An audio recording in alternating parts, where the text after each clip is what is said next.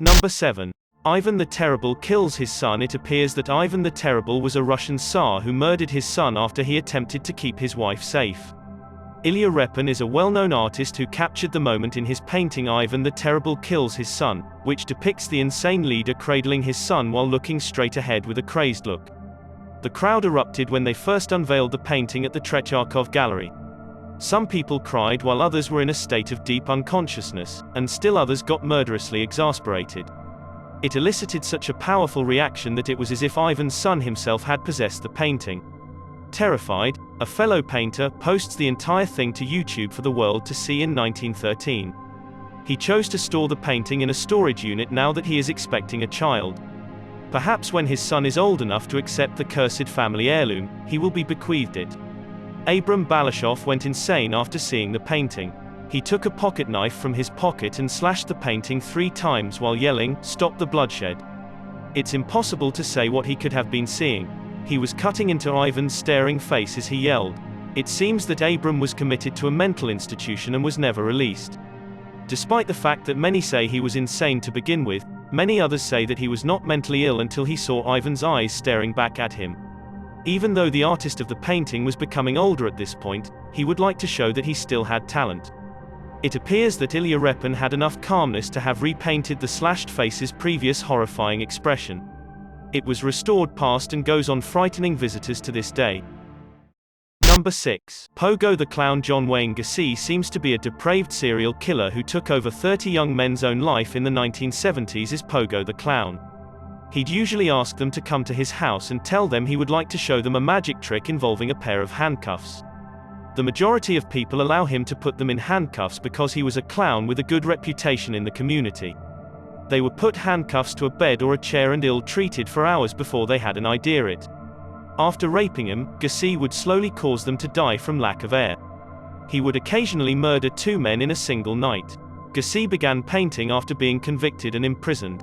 There are many people who collect memorabilia from murderers, and thus much money to be made. Since 2001, a man named Nicky Stone has paid $3,000 for a portrait of Gacy. Pogo the Clown, his alter ego, signed it. Nicky Stone noticed a string of bad luck following him shortly after purchasing the painting. His dog died unexpectedly, and then his mother was diagnosed with cancer. It seems that Nicky Stone was a superstitious person who gladly allowed a friend to keep the painting for a while. Their close neighbor was killed in a car accident while they were clinging to it. As a second friend got their hands on the painting, they tried to commit suicide. Even Hollywood is not immune to the serial killer's cursed art form. Johnny Depp was a well-known actor who once purchased a John Wayne Gacy painting from a tattoo artist he knew. As it was brought home, the painting emanated a vibe that so disturbed everyone that no one wanted to have anything to do with it, as he put it. Soon after, he removed the artwork. Number 5. The Anguished Man. It appears that Sean Robinson became heir to the Anguished Man from his grandmother after she passed away, despite the fact that it's unclear why anyone would want it. There seems to be a mutant-looking figure that has a hole for a mouth and boiled skin that screams soundlessly against a bright blue background in the image. It's comparatively haunting to look at, and moreover, it appears to be haunted. Sean claims that his grandmother kept the painting in her attic for 25 years. It was created by an artist who mixed his own blood with the paint. He took his own life after completing his task. Despite the fact that Sean didn't know how his grandmother knew this, he did have an idea what she said to have seen. Crying and other strange sounds could be heard coming from the attic, according to his grandmother. Voices from another world could be heard. In addition, she was certain that she had once seen the artist's spirit. It seems that he was a shady figure who darted by. Despite the fact that it only took place once, she believed that if she did away with the painting, because something bad would occur, she kept it out of fear. And she didn't totally want to offend the deceased person who had created it. If the painting was any signal, she would like to get on the wrong side of this creature. As Sean was given the painting, the first thing he did was that he attempted to find out who owned it. He didn't have the same luck. Nonetheless, he started to be faced with the weird activities that his grandmother had mentioned. In every part of his house, he listened to weird crying gurgles and a shadowy figure can be seen. Sean had an idea he must act when his son said that he was pushed down the stairs by a presence. He placed a camera and began filming the painting. Sean is astounded by what he discovers after reviewing the footage for 8 hours. The scraping noises seem to be coming from within the painting. He keeps the camera turned on for another night. When he examines in the morning, he discovers that the door to the right of the painting slams shut at 4 a.m., while everyone is having a kip. The camera is left by Sean on for another 5 days, and each night something stranger than the night before occurs. All of the banging noises, moans, and other disturbing sounds are recorded. Sean's wife claims she had a feeling that her hair was touched in the bathroom by someone at one point. He noticed a roving mist at the top of his stairs that night. Finally, on the final night, Sean captures a white figure sprinting across the room. Scared to death, the entire thing was uploaded to YouTube for all to see. He chose to store the painting in a storage unit now that he is expecting a child. Perhaps when his son is old enough to accept the cursed family heirloom, he will fall heir to it. Number 4. Love letters in Texas, where strange things happen. There is an old hotel. People believe that it is haunted by several ghosts. First, there's the ghost of the original owner, whose cigar smoke fills the halls. The spirits of 2 brides who killed themselves in the same room while on honeymoon, despite never knowing each other. Finally, there's Samantha Houston, a 4-year-old girl who lives inside Love Letters, a self-portrait. Since 1887, it has all begun, when a Texas senator visited the Driscoll Hotel on official state business. He seemed to bring his adorable daughter, Samantha, with him and left her to play by herself while he was gone. She died after falling down a large flight of stairs while pursuing after a ball one day. Visitors would notice her bouncing the same ball in the lobby 7 days later. Moreover, she was heard giggling near the ladies' room and the stairs where she passed away. Samantha Houston's paranormal sightings don't bring to an end there. Shortly after the tragic accident, her wealthy father commissioned a painter to create a grand portrait to commemorate her death. And her spirit appears to have transferred itself inside the canvas shortly after it was hung on the wall. In the photo, even though she is holding flowers and appears innocent, according to hotel staff and guests, if you stare long enough, her expression changes. Despite the fact that her mouth becomes wider into a full smile frequently, she doesn't always appear to be in such a good mood. Some visitors report feeling violated and nauseous as a result of the image. They may even feel as if they are being lifted into the air, similar to the sensation of falling. Similarly, as Samantha feels like cracking a joke, she will vibrate the door handles of the yellow rose suite next to her painting to alert people that she is present. Number 3. Man proposes, God disposes. It appears that the Royal Holloway is one of the most groundbreaking learning institutions in the United Kingdom, teaching the next generation of management experts, artists, and scientists to become tomorrow's great leaders. And these students are also among the brightest in the country, and they will not pause before telling you about a cursed painting that has the power to turn their minds to mush. Edwin Henry Landseer is a talented artist whose realistic animal paintings drew the attention of Queen Victoria herself, who created the painting. Since 1864, he has completed his darkest work to date. 2 ferocious Arctic polar bears seem to feast on the wreckage of a frozen shipwreck in it. And one of them is staring directly at the viewer, while the other is gleefully gnashing on human bones. It appears that the boat's tattered sail rises to create Death's shroud, and the fallen mast bears resemblance to Death's scythe. Edwin Henry Landseer had as the foundation for this painting on Franklin's expedition.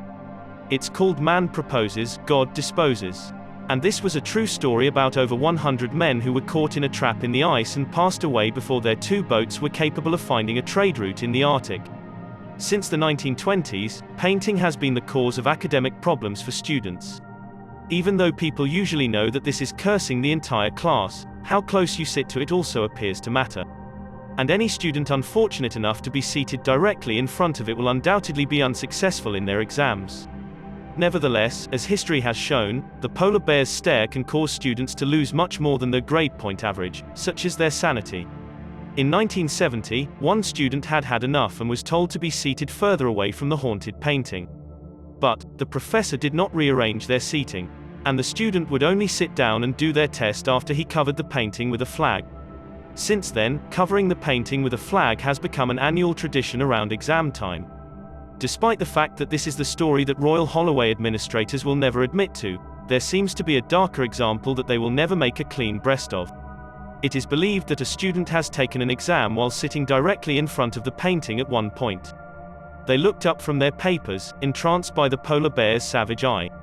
On the school exam, the students seemed to write illegibly "the polar bears made me do it," and then returned to their dorm room to murder themselves.